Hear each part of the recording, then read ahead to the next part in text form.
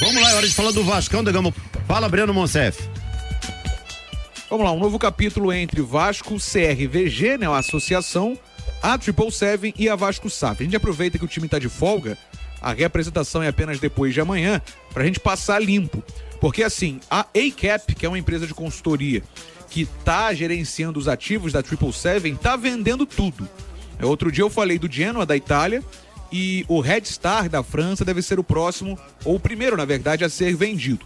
Até bens particulares dos sócios estão no bolo para poder abater as dívidas da 777. E a ACAP, que é essa empresa de consultoria, busca também o novo investidor para o Vasco. A situação da 777 é a seguinte: nos Estados Unidos, os donos dos escritórios da 777 despejaram a empresa por não pagarem um aluguel. Na Inglaterra aconteceu a mesma coisa do Vasco num time de basquete da associação retomar o controle contra a 777 por também não cumprir o contrato e não dar garantias do cumprimento do contrato de administração. Na Bélgica seguem investigações e processos, assim como no próprio Estados Unidos, né? E também na Inglaterra. E a situação é a seguinte: o Vasco precisa de um novo investidor para a Vasco SAF. As partes, a associação e a 777, ou a ACAP, concordaram em suspender a ação na justiça temporariamente.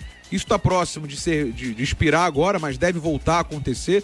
E todo esse mecanismo, é até bom explicar, do Vasco retomar o controle e tal, isso estava previsto em contrato, como proteção para a Vasco SAF nesse caso.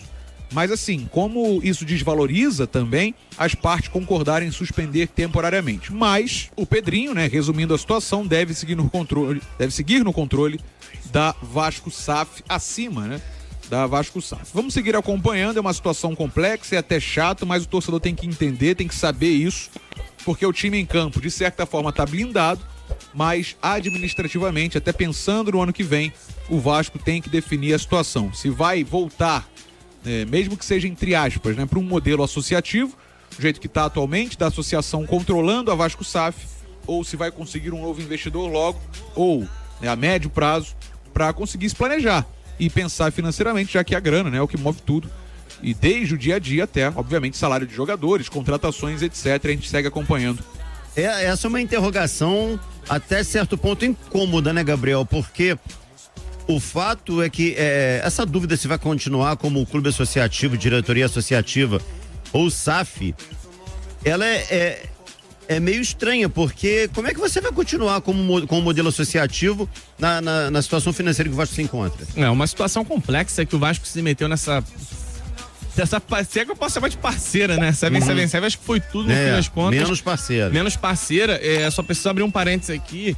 É impressionante como o Pedrinho, no fim das contas, teve muita razão nos movimentos em que ele fez. Quando o Pedrinho entrou na presidência, já dava a entender que ele tinha um planejamento para tentar tirar a 777. Aliás, eu vou além, cara.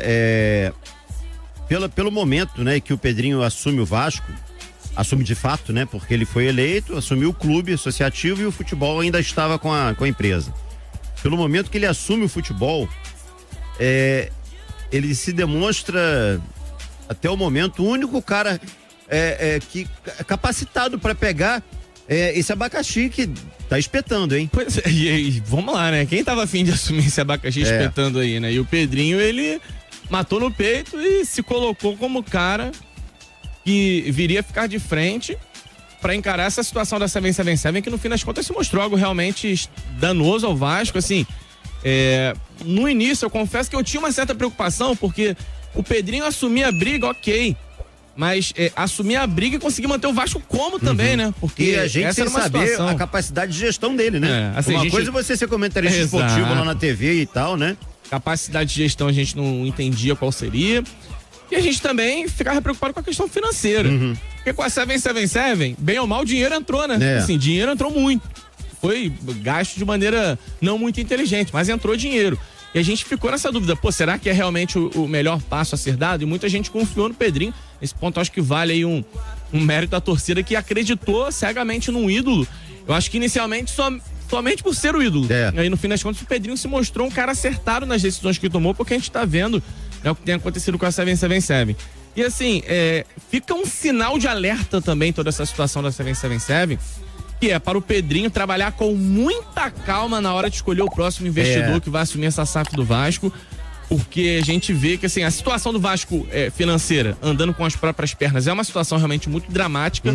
A gente imaginar que o Vasco vai conseguir se manter por muito tempo, não vai, ou vai se manter sem a força necessária dentro de campo. Então você precisa sim dar passos na direção de um novo investidor, de negociar a SAF com uma outra empresa, mas realizar isso com o máximo de calma possível, porque no fim das contas o Vasco tomou uma decisão completamente atabalhoada com a 777 e chegou com muito dinheiro, e eu confesso que é uma autocrítica que a gente tem que fazer, porque quando vem com muito dinheiro, a gente imagina que tá tudo mais ou menos resolvido. O Vasco vai voltar a ser forte, o Vasco vai voltar a ter time bom, o Vasco vai equacionar dívidas, o Vasco vai fazer o dia a dia andar, e no fim das contas a gente entendeu que não era bem assim, que o dinheiro entrava, mas a custo de quê?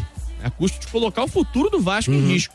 Uma brecha também que a lei da SAF deixa, que os clubes precisam trabalhar com calma, porque eu sei que o desespero é grande por dinheiro, mas isso não pode levar o clube a tomar uma decisão contra a parede, uma decisão que venha comprometer o futuro. E nesse ponto, confesso que agora eu tô até mais tranquilo para solicitar isso, porque o Pedrinho, com tudo que fez até aqui, já demonstrou que é um cara capacitado a tomar boas decisões, mas que se cercou de gente boa também, né? O Pedrinho, tem isso, né? Ele não fez aquele modelo ultrapassado também de gestão social, onde eu sou, né? O homem do futebol. Aliás, o Vasco tem uma experiência rica nisso. Eu acho que o Vasco pode falar muito bem sobre o que acontece nesse tipo de situação. O Pedrinho está se cercando de gente competente, contratou profissionais para o departamento de futebol, outros profissionais entram na parte de finanças, enfim, na parte executiva, tudo aquilo que envolve o dia a dia do clube. Então, assim, ao mesmo tempo que eu estou preocupado, claro, com tudo isso que tem acontecido, eu tenho percebido o Pedrinho acertando uma atrás da outra. Conduzindo de maneira competente, Conduzindo bem no que diz respeito a essa transição que o Vasco vai ter que fazer mais uma vez para um modelo de SAF que, de preferência, seja bem sucedido numa próxima investida.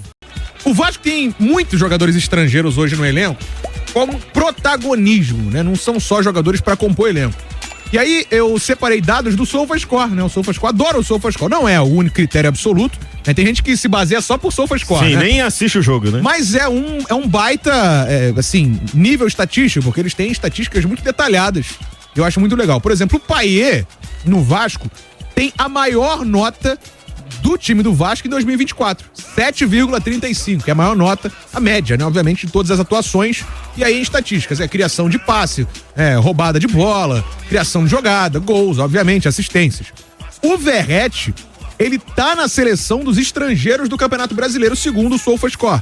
Ele tem uma nota 7,1. Então, nas estatísticas, 2 jogadores com destaque. Inclui os brasileiros também, irmão. Verratti hoje é o centroavante da seleção. Pois é. Do Campeonato Brasileiro, Concordo contigo. E ainda mais com a lesão do Pedro, né? O Pedro, ele perdeu um concorrente. Seria o Pedro. Ele perdeu um concorrente do Verratti hoje é o Lucero. É verdade. E vamos ver como é que vai ser essa reta final também do Fortaleza. E aí o Vasco hoje tem 9 estrangeiros no elenco. Sforza e Verratti, argentinos. Jean, Davi e Galdames, que são chilenos. Olha o Chile aí, ó. Pumita, que é uruguaio. O Rojas. O Galdames foi convocado, não foi? Foi. Meu Deus, hein? Mas o Galdames não tá nem sendo relacionado pros jogos. A gente tá junto ele foi convocado agora pra pegar o Brasil, essa janela? Confesso que eu não sei, mas ele tava na lista aí. O Rojas, paraguaio, o Emerson Rodrigues, colombiano, Maxime Domingues, suíço, e o Payet, francês. Eu confesso que eu só acompanhei o Pumita Rodrigues, tá com a seleção uruguaia. Ele foi convocado agora. O Jean Davi não foi convocado. O Galdames do Chile é o Tomás Galdames, é o Galdames do Vasco. Que susto. Convocados que jogam no Brasil: Kusevich do Fortaleza, Pulgar do Flamengo, Vargas do Atlético Mineiro e Jean Menezes do Vasco. E aí é o seguinte. Jean Menezes? Jean Davi. Contra o Juventude, no último sábado, o Vasco utilizou 6 jogadores no time titular como estrangeiros. Isso não acontecia desde 1934. Em 90 anos, esse recorde foi batido. Tem o Pumita Rodrigues lá na linha de defesa e do meio pra frente é só estrangeiros. Força, Payet, Domingues, Emerson Rodrigues e Verratti. Então o Vasco hoje tem uma força estrangeira no elenco, tá no limite de jogadores estrangeiros, tem 9, e eles vêm sendo protagonistas nessa equipe Cruz Maltina, né? O destaque maior, obviamente, Payet junto com o Verratti, fazendo gols, talvez até nesse momento o Verratti mais do que o Payet, mas o Vasco tem essa mudança de perfil. É um time formador também, o Vasco, muito formador, a gente falou do próprio Ryan ainda agora, mas nesse elenco vem prevalecendo os jogadores estrangeiros. Era uma mudança que a 777 traria para ser positiva, acabou que mesmo com as correções de rota, virou positivo, porque os caras estão jogando. Estão mais baratos também, né, Breno? Pois é, né? Hoje é mais barato você contratar um jogador chileno do que você contratar um jogador brasileiro, porque aqui no Brasil qualquer ponta burro ganha R$500 mil. Que isso? Aí, eu nem citei nomes, não citei nomes. Quero dizer que o mercado do Brasil está inflacionado para contratar jogadores. Então você vai para a Europa, você vai encontrar jogadores talvez até melhores e mais baratos. Agora, falta, por exemplo, o Maxime Rodrigues. Domingues. Rodrigues é o Puma. Emerson. E o Emerson. Falta o Maxime Domingues pegar ritmo de jogo.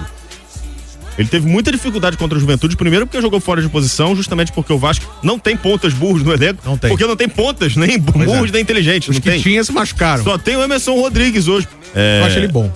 O Emerson Rodrigues tá bem. Tá bem. Principalmente depois daquela estreia desastrosa no jogo contra o Atlético Mineiro. Ele evoluiu bastante. Claro, precisa melhorar um pouquinho na tomada de decisão, mas faz parte. Os jogadores que o Vasco tem à disposição para os lados do campo simplesmente se lesionaram, o DVD e o Adson. Então o Vasco só tem o Emerson Rodrigues. Não à toa o Leandrinho entra de ponta, o Puma Rodrigues entra de ponta, justamente pela ausência de atletas para essa posição. O Maxime foi improvisado por ali, teve dificuldades básicas, domínio, passe. Ainda assim, acho que ele tem potencial para evoluir. É um jogador que vem de um outro mercado. Tem um ônus e tem o bônus. O ônus é você entender que o cara demora um pouquinho mais pra se adaptar, porque suíço, vem de uma outra cultura, um outro idioma, outro fuso horário. Então tem que ter um pouquinho mais de paciência com esses caras. Ele tá falando bem português, ele jogou um ano em Portugal, sim, né? Mas tá falando bem português, o Maxime Domingues. O pessoal tá curtindo a mini férias, né? Já que a representação é só na quinta-feira, folga até amanhã. Verrete tá curtindo, sabe com quem? Essa mini férias? Eu gosto dessa. Com Emiliano Dias. Eles são amigos, pô. Argentinos, são parceiros. Ficaram amigos aqui no Rio de Janeiro. Você viu o Mini Verrete? Não vi o Mini Muito Verrete. bom. E o Mini Léo Cocão. O Mini Matheus Cocão. Tem o Matheus Cocão. Tem os mini craques do Vasco, cara. Pesquisa depois no Instagram. Isso é muito bom. Então, a exceção é o Pumita Rodrigues. A Pumita não ganhou folga, tá com a seleção do Uruguai pra essa data FIFA. Felipe Coutinho curtiu praia também. Ele torou com a família, obviamente. É um cara responsável, ainda nessa reta final do aprimoramento físico dele, mas tá curtindo a folga, a turma do Vascão. Ganhou mais folga. Quinta-feira, reapresentação no CT. Só uma pitadinha das férias